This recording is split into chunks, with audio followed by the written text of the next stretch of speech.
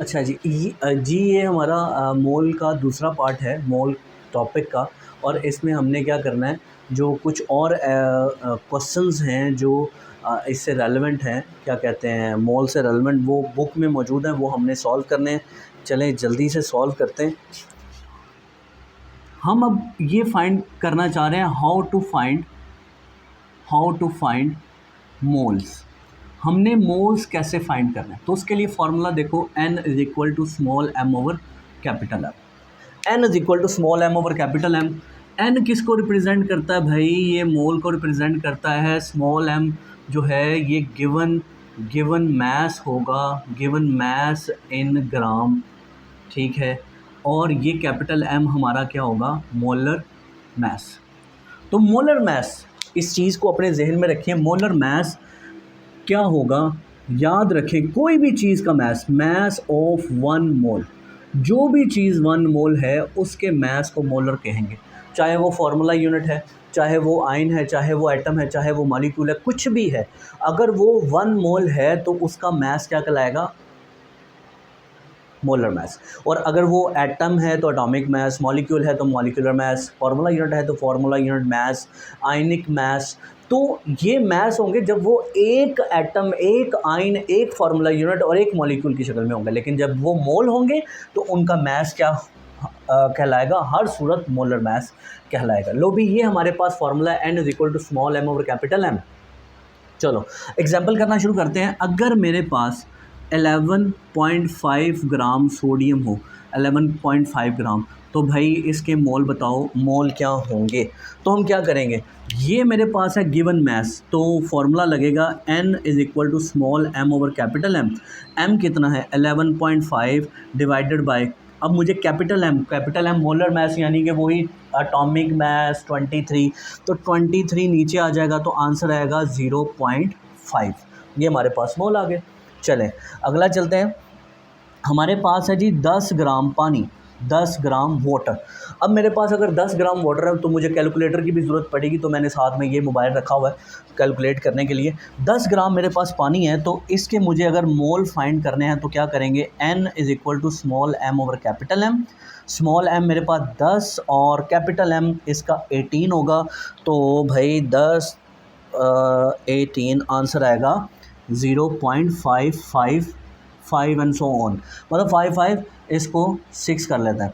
इतने मोल ये हमारे पास आंसर आएगा। क्यों भाई, समझ आ रही है तो छोटा सा ही। चलें अगली एग्जांपल पर चलते हैं। अब हम लेते हैं जी 5 ग्राम NaCl। अब NaCl क्या है? Formula unit. मैंने आपको वो डिफरेंस नहीं बताया ना मॉलिक्यूल और फार्मूला यूनिट में। याद रखें, मॉलिक्यूल क्या चीज़ होती है? जिसके अंदर कवलेंट बॉन्ड हो, कवलेंट बॉन्ड यानी कवलेंट कंपाउंड मॉलिक्यूल कहलाता है। और जो फार्मूला यूनिट होता है वो कौन होता है? वो आयोनिक कंपाउंड होता है जी फार्मूला यूनिट। तो मेरे पास 5 ग्राम NaCl है, मुझे कहा जा रहा है कि जी n फाइंड करो। तो formula n is equal to small m over capital M। 5 है तो इसके नतीजे 58.5 लगाऊंगा, तो 5 डिवाइडेड बाय 58.5, तो मेरे पास आंसर आएगा 0.085। ये मेरे पास मोल्स होंगे 5 ग्राम NaCl के। और इसी तरह आयन के लिए भी कर लेते हैं चलते चलते। मेरे पास है 2 ग्राम Na पॉजिटिव।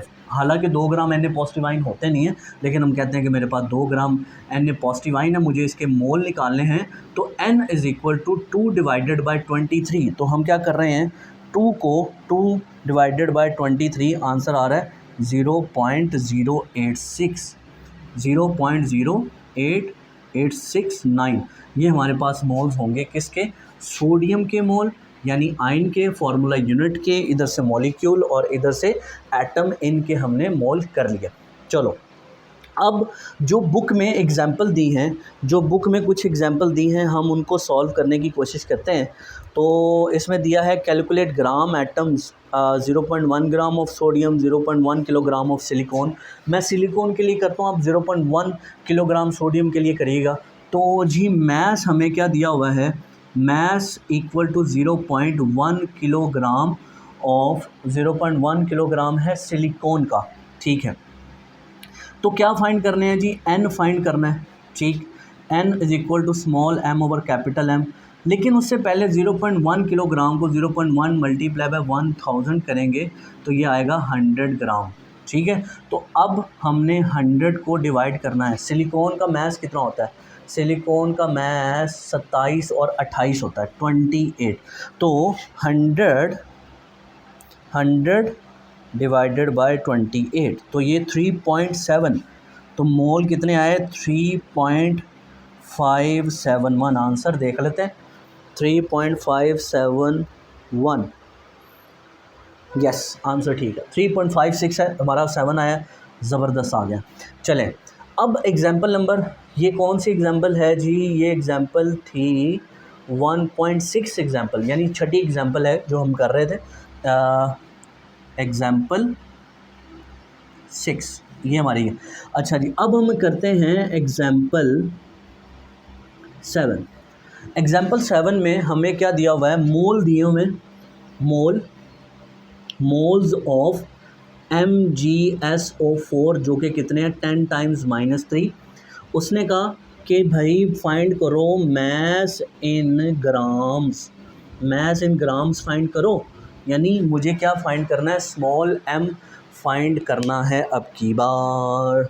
तो जल्दी से फाइंड करते हैं। फॉर्मूला वही लगा कि n is equal to small m over capital M, m इधर मल्टीप्लाई होगा तो ये हो जाएगा m is equal to n multiply by capital M, ठीक है। n मेरे पास कितना है, 10 -3, और कैपिटल M तो मुझे फाइंड करना है, ये तो मैंने किया ही नहीं, मोलर मास ना। चलो यहाँ पे मैं लिख लेता हूँ मोलर मास ऑफ MgSO4। देखो Mg मैग्नीशियम का जो मास होता है वो 24 है, सल्फ़र 32, ऑक्सीजन 16 मल्टीप्लाई बाय 4।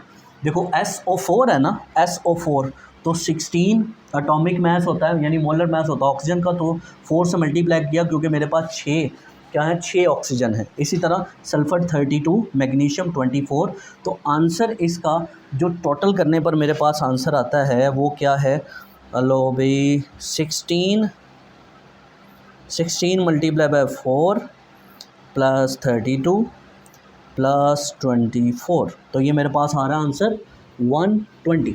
तो इसको हम 120 से मल्टीप्लाई करते हैं, मल्टीप्लाई बाय 120, तो मल्टीप्लाई बाय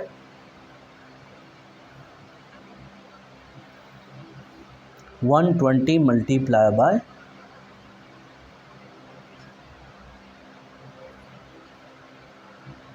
XP -3,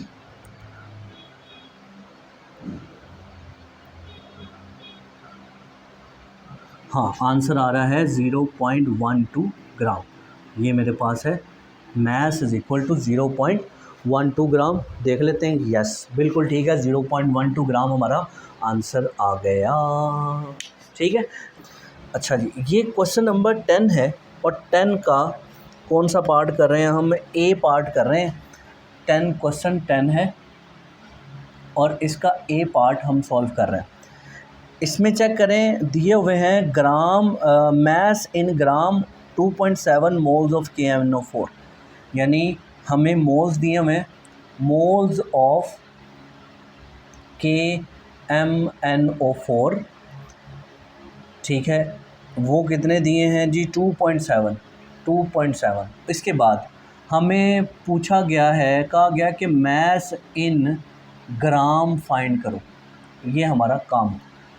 अच्छा, तो यहाँ पे सीधा सीधा formula n is equal to small m over capital M जो है वो फाइंड करना हमने। तो 2.7 हमें दिया हुआ है, n दिया हुआ है, कैपिटल M वो हमें KMnO4 से मिल जाएगा, ठीक है। KMnO4 से मिलेगा तो ये फार्मूला अप्लाई करेंगे तो हमारा जो आंसर है वो हासिल हो जाएगा। चलें, ये आसान था, हम बी की तरफ चलते हैं, वो थोड़ा सा टेक्निकल है, वो हम कम्प्लीटली सॉल्व करेंगे। अच्छा जी, इसमें बी पार्ट है, moles of oxygen atom in 9 gram of magnesium nitrate, moles of oxygen atom in 9 gram of magnesium nitrate. चलो भाई, हमें दिया हुआ है mass of magnesium nitrate twice, कितना है ये है 9 ग्राम, 9 ग्राम मैस है। ठीक, हमने इसके फाइंड करने हैं मोल्स, फाइंड करने हैं मोल्स ऑफ ऑक्सीजन, जो ऑक्सीजन है इसके मोल्स फाइंड करने हैं। इसमें ना थोड़ी सी टेक्निकलिटी ये है कि मैथ्स तो मैग्नीशियम नाइट्रेट का दिया है, लेकिन मोल्स किसके फाइंड करने हैं, ऑक्सीजन के फाइंड करने हैं। तो ये थोड़ा सा टेक्निकल है। इसमें याद रखें जिस चीज़ का मैथ्स दिया हुआ ना, जिस चीज़ का मैथ्स दिया हुआ है उसका आपने क्या करना है, सबसे पहले मोल्स फाइंड करने हैं। तो जिस चीज़ का भी मैथ्स हमें दिया होता है उसके सबसे पहले मोल्स फाइंड करने होते हैं। तो मोल्स फाइंड करते हैं, उसके लिए सबसे पहले कैपिटल M फाइंड करेंगे यानी कि मोलर मास, और वो कितना है, मैग्नीशियम का 24 होता है, प्लस NO3 नाइट्रोजन जो होता है 14, प्लस 3 मल्टीप्लाई बाय 16 और मल्टीप्लाई बाय 2, 16 ऑक्सीजन का 16, 3 ऑक्सीजन है 3 से मल्टीप्लाई किया और फिर 2 से मल्टीप्लाई कर लिया। चलें जी हम इसको सॉल्व करते हैं। 14 बल्कि 3 मल्टीप्लाई बाय 16, आंसर आया 48। इसमें प्लस कर दिए, 14 को प्लस कर दिया 62, इसको मल्टीप्लाई कर दिया 2 के साथ 124, प्लस 24 इसमें और ऐड कर दिया, आंसर इसका आया 148। तो हमारे पास जो कैपिटल M आया है वो 148 आया है। चलो भाई मोल फाइंड करते हैं। N is equal to small m over capital M। M जो है वो हमें 9 दिया हुआ है, कैपिटल M 148 है, तो हम 9 को डिवाइड करते हैं, 9 डिवाइडेड बाय 148, तो हमारे पास आंसर आया 0.06, 0.061 कर देते हैं, ये हमारे पास आंसर आता है। 0.061 मोल्स हमें हासिल हुए हैं। अच्छा, अब हमारा जो मामला है वो यहाँ पर ख़त्म तो नहीं हुआ, हमें क्या करना है, हमें ऑक्सीजन के मोल फाइंड करने हैं। तो क्या करेंगे, इसके मोल हमें पता है, इसके मोल हमें पता है। तो देखो मैग्नीशियम नाइट्रेट का फार्मूला हमें बता रहा है मैग्नीशियम नाइट्रेट ट्वाइस। तो इससे हमें पता चल रहा है कि अगर एक मैग्नीशियम नाइट्रेट ट्वाइस हो तो हमारे पास ऑक्सीजन कितने होते हैं। देखें, अगर एक मैग्नीशियम नाइट्रेट हो तो उसमें ऑक्सीजन कितने हैं, ये 3 है, 3 टू द 6, 6 ऑक्सीजन होते हैं। तो अगर मेरे पास है 0.061 तो ये क्या होगा, 6 मल्टीप्लाई बाय 0.061। तो हम क्या करते हैं, 0.061 को मल्टीप्लाई करते हैं किसके साथ, 6 के साथ मल्टीप्लाई करते हैं, तो हमारे पास आंसर आता है 0.036। ये हमारे पास आंसर आता है जो कि करीब करीब है जो हमारा बुक में रिज़ल्ट दिया हुआ है, जो आंसर दिया हुआ है। हाँ, 0.36 हमारा आंसर है। तो भाई हमें मोल्स हासिल हुए, मोल्स ऑफ ऑक्सीजन एटम 0.036, ये हमारा इस क्वेश्चन का आंसर है। तो ज़रा ये देखें क्वेश्चन नंबर जो हमने बी किया है, इसमें जो क्वेश्चन नंबर ई है वो भी वैसे का वैसा ही है। क्वेश्चन नंबर ई तो उसका ताल्लुक़ भी मोल्स के साथ है। तो ये हमारे पास एक्सरसाइज की जो मुख्तलिफ एग्जांपल हैं वो भी इसके साथ हमने कर ली, जिनका ताल्लुक़ मोल्स के साथ। ठीक है जी, तो ये एक तो ये हो गया। इसके अलावा जो ई पार्ट है वो भी इसी का हिस्सा है। तो ये कुछ इम्पॉर्टेंट एग्जांपल थी। इसके अलावा जो मोल की एग्जांपल होंगी वो आप ख़ुद से सॉल्व करने की कोशिश करें, इंशाल्लाह आपसे सॉल्व हो जाए। ठीक है जी, अल्लाह हाफ़िज़।